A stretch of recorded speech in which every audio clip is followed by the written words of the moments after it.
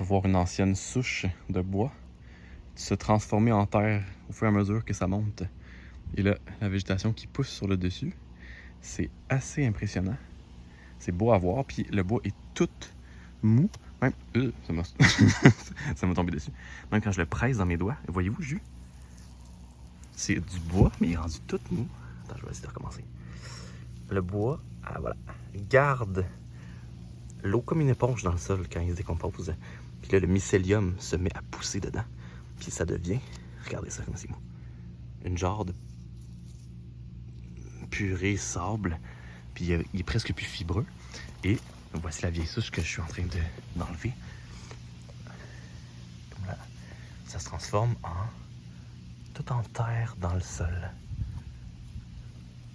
Et voilà. Waouh! Et ça, c'est comme une éponge pleine d'eau.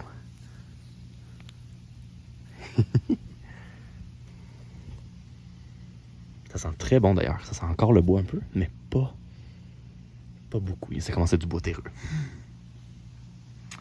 J'ai envie de partager cette beauté-là. C'est ce qu'on va utiliser comme technique pour le jardinage. Comme ça, ça fait en sorte que l'humidité va rester dans le sol. On n'aura pas besoin d'arrosage.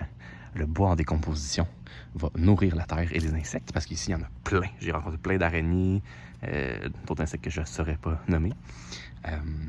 Puis, ça crée de la vie, ça crée du mouvement, ça fait en sorte que ça enrichit le sol, ça l'oxygène.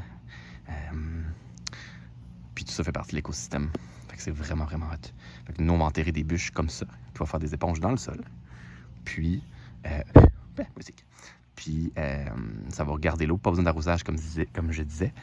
Et aussi, la décomposition va enrichir le sol, ça va nourrir les plantes. Ah.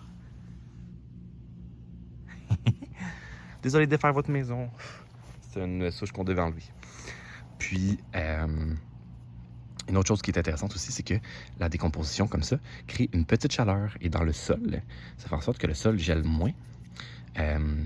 Et même jusqu'à dire des fois pas du tout, presque, dans une zone où la décomposition est très avancée, très riche.